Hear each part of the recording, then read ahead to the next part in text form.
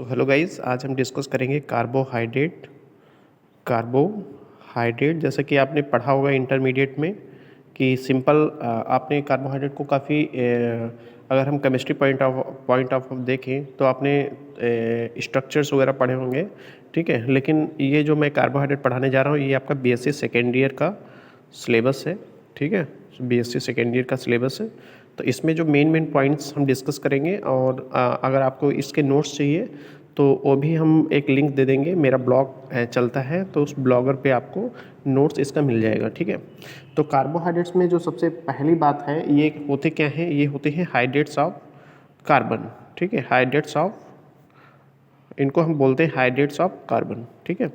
मतलब क्या हुआ हाइड्रेट्स ऑफ कार्बन का, कि इनका जो फार्मूला है CH2O का होल वाई, ठीक है। तो हाइड्रेट्स मतलब वाटर है और कार्बन मीन्स इसमें कार्बन भी प्रेजेंट है, ठीक है। तो एलिमेंटल एनालिसिस अगर आप देखो तो कार्बन, हाइड्रोजन और ऑक्सीजन से मिलके बने होते हैं, ठीक है। इनका रेशियो जो है डिफरेंट होता है कार्बन और ऑक्सीजन एंड वाटर का। तो इसमें जो एग्जाम्पल्स हैं, तो ये हाइड्रेट्स ऑफ कार्बन, ये तो आपको समझ में आया होगा। नेक्स्ट है जैसे फॉर एग्जांपल शुगर, ठीक है। तो शुगर का आपको फार्मूला शायद पता हो, C12H22O11, ठीक है। ये क्या है? शुगर का फार्मूला है। तो अगर आप इसको इस फार्मूले में बेस्ड अगर पुट करो तो carbon, number of carbon, x means number of carbon कितना है? 12 है। अगर वाई मतलब क्या है? यहाँ पे वाई रिप्रेजेंट कर रहा है कि आपका H2 हाइड्रोजन और ऑक्सीजन का रेशियो कितना है, तो यहाँ पे 11 हो जाएगा, ठीक है। तो अगर आप देख सकते हो कि ये इस फार्मूले को फॉलो कर रहा है। 11 का अगर मल्टीप्लाई करोगे 2 से तो it is the 22 and 11 oxygen, ठीक है। तो ये फॉलो कर रहा है इस फार्मूले को, so that's why it is carbohydrate, okay. Glucose का अगर आप देखोगे, ग्लूकोज का फार्मूला तो सबको पता होना चाहिए, C6H12O6, ठीक है। तो ये भी अगर आप इस फार्मूले में पुट करो तो नंबर ऑफ कार्बन 6 है, H2O का क्या हो जाएगा? H2O का यहाँ पे हो जाएगा 6, ठीक है। तो ये भी फार्मूले को फॉलो कर रहा है, तो ये भी क्या होगा? कार्बोहाइड्रेट होगा, ठीक है। बट बहुत सारे नेचर में कंपाउंड्स हैं, अगर हम एक्सेप्शन की बात करें तो बहुत सारे कंपाउंड हैं, जैसे एसिटिक एसिड, ठीक है। एसिटिक एसिड मतलब क्या है आपका? This is the methyl and this is the carboxylic acid, ठीक है। तो सबसे आपने अगर देखा होगा तो जो भी कार्बोहाइड्रेट्स होते हैं स्वीट इन नेचर होते हैं, ठीक है। उनका जो टेस्ट होता है वो स्वीट होता है। But in the case of acetic acid what happen here, इनका जो टेस्ट होता है ये कैसा होता है? सो आपने देखा होगा एसिटिक एसिड, जैसे आपने सिरके में देखा होगा, ठीक है, विनेगर बोलते हैं, तो इसमें खट्टापन होता है, ठीक है। तो सोर इन टेस्ट, इट इज़ सोर इन टेस्ट, ठीक है, ठीक है। और ये अगर इसमें हम टोटल नंबर ऑफ कार्बन देखोगे तो C2 हो जाएगा। और इसमें अगर हम क्या देखें, हाइड्रोजन देखें तो इसमें 4 हो जाएगा और ऑक्सीजन कितना हो जाएगा? 2। तो अगर इस फार्मूले पे आप पुट करो इस कंपाउंड को तो C क्या हो जाएगा? C2H2O का होल ट्वाइस, ठीक है। मतलब क्या है यहाँ पे देखो 2 अगर देखोगे तो फार्मूले को तो ये क्या कर रहा है, मतलब फॉलो कर रहा है, ठीक है। बट इसका जो इसका हम क्या कह सकते हैं,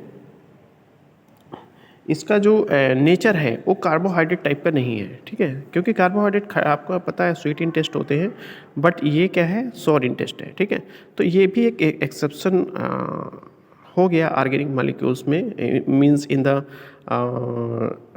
एरिया ऑफ कार्बोहाइड्रेट्स, ठीक है। जो कि फार्मूला तो फॉलो कर रहा है, ठीक है, बट ये कार्बोहाइड्रेट नहीं है। The next one is that, दूसरा है आपका रैमनोज।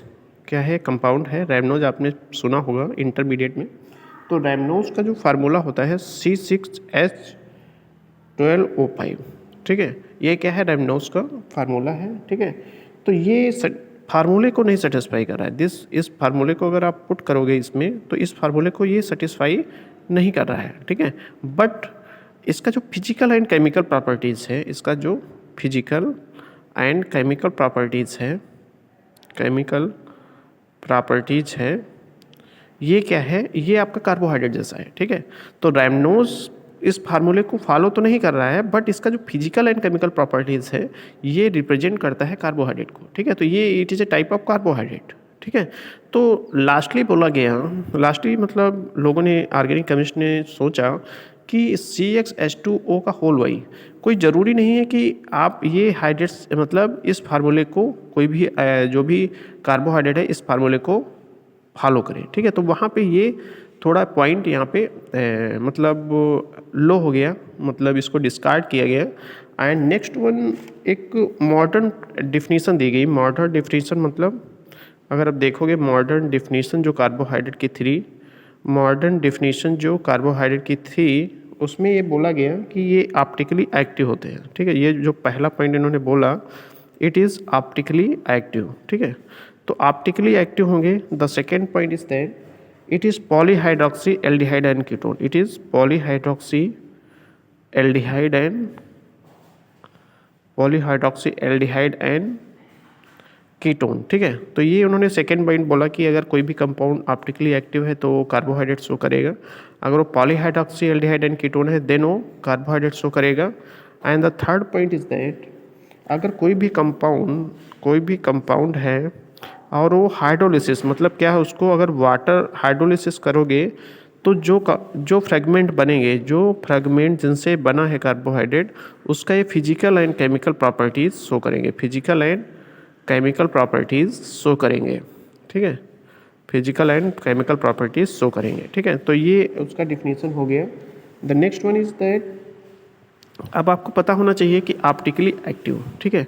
तो ऑप्टिकली एक्टिव क्या होता है, ऑप्टिकली एक्टिव क्या होता है कि कोई भी कंपाउंड अगर कायरल है, कायरल मीन्स अगर हम कोई भी कार्बन लें उसका वैलेंसी अगर 4 डिफरेंट आइटम से फुलफिल्ड है ABCD, देन वो कहलाएगा कार्बन कैसा, कायरल। कायरल को हम एस्ट्रिक लगा देते हैं यहाँ पे, तो ये रिप्रेजेंट करता है कायरल को, ठीक है, कायरल को। The next one is that अगर कोई भी compound plane of polarised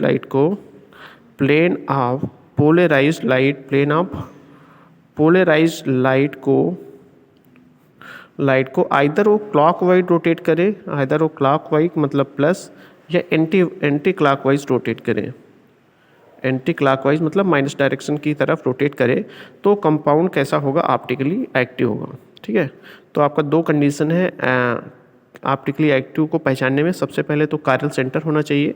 the second one is that compound plane of polarised light को आइदर वो क्लॉकवाइज रोटेट करे या एंटी क्लॉकवाइज रोटेट करे, ठीक है। प्लेन ऑफ पोलराइज्ड लाइट मतलब क्या है, आपका ये हो गया प्लेन ऑफ पोलराइज, ये आपका ऑर्डिनरी लाइट हो गया, ठीक है। तो ऑर्डिनरी लाइट मतलब रेज क्या है, डिफरेंट डायरेक्शन में है बट यूनिफॉर्मली किस में है, पोलराइज्ड लाइट, ठीक है, प्लेन आप पोलराइज लाइट, ठीक है। तो अगर क्लॉकवाइज रोटेट कर रहा है दिस वन और anti clockwise plane of polarise को रोटेट करे तो वो कंपाउंड कैसा होगा, ऑप्टिकली एक्टिव होगा। The next one is that आपका पॉलीहाइड्रॉक्सी, जो नेक्स्ट पॉइंट है पॉलीहाइड्रॉक्सी क्या होता है, तो पॉलीहाइड्रॉक्सी एल्डिहाइड और कीटोन, ठीक है। पॉलीहाइड्रॉक्सी एल्डिहाइड और कीटोन, तो इसका मतलब क्या हुआ, बहुत सारे पॉलीहाइड्रॉक्सी मतलब मोर देन अगर 3 OH है, ठीक है।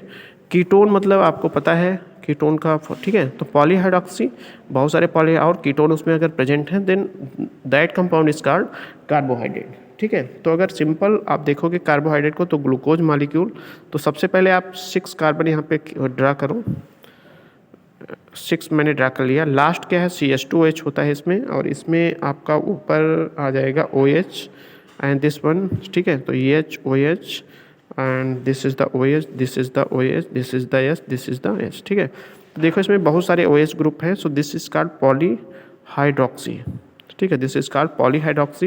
एंड एल्डिहाइड क्योंकि CHO है, CHO मतलब दिस वन, तो इसको CHO बोल रहे हैं, एल्डिहाइड एंड कीटोन, ठीक है। इसमें एक एल्डिहाइड कभी कभी क्या होता है in solution form it is converted to ketone form, ठीक है। तो पॉलीहाइड्रॉक्सी कीटोन्स आप इस तरह से समझ सकते हो, ठीक है। तो लास्टली आप सारे पॉइंट्स इसमें कवर कर दिए गए हैं, ठीक है। तो अगर इसका आप ओके, सो नेक्स्ट लेक्चर में हम डिस्क्राइब करेंगे नेक्स्ट लेक्चर में इसका रिमेनिंग पार्ट्स जो भी है, classification, okay, and different types of carbohydrate, ठीक है, हम डिस्कस करेंगे। तो ये आपका लेक्चर फर्स्ट रहा, यहाँ पे लेक्चर ये आपका फर्स्ट हो गया। इसमें केवल डिफिनीशन ऑफ कार्बोहाइड्रेट को अच्छे से एक्सप्लेन किया गया है, ठीक है। So thanks for this.